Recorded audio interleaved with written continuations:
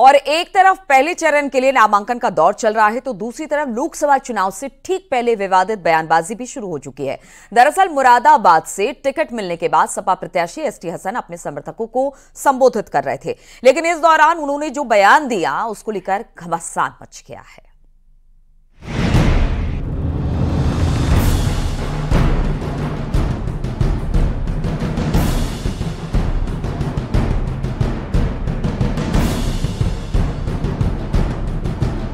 Samajwadi party के सांसद और फिर से सपा के टिकट पर चुनावी मैदान में उतरे एसटी हसन अब मुस्लिमों को भड़काने की कोशिश में लगे हैं।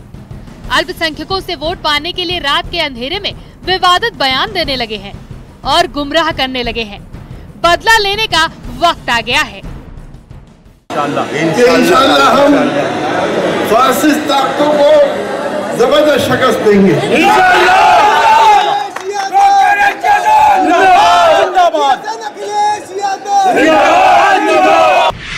विवादों का दूसरा नाम एसटी हसन के टिकट पर पहले संशय था, लेकिन जैसे ही समाजवादी पार्टी ने मुरादाबाद से टिकट का ऐलान किया, एसटी हसन एक बार फिर विवादित बयान देने लगे और मुस्लिमों को भड़काने लगे।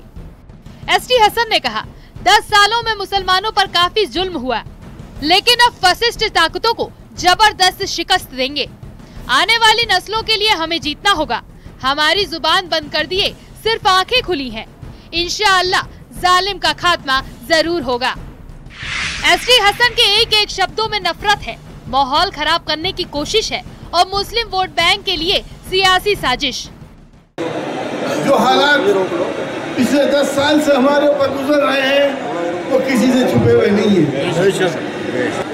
ये वक्त आ गया है उनसे उनके जारहाना रवैये का बदला लेने का। हमने बहुत झेल लिया, हमारी जबानें बंद हैं, हमारी आंखें खुली हैं। कोई कुछ कह नहीं सकता, अगर कहेगा तो ईडी, इनकम टैक्स या जेल जाना पड़ेगा। आखिर ये जुल्म, आखिर ये ज्यादती कब तक? सपा नेता के इसी बयान पर सवाल समाजवादी पार्टी के अध्यक्ष भी उठाने लगे हैं और जाति धर्म की राजनीति नहीं करने की नसीहत दी जा रही है।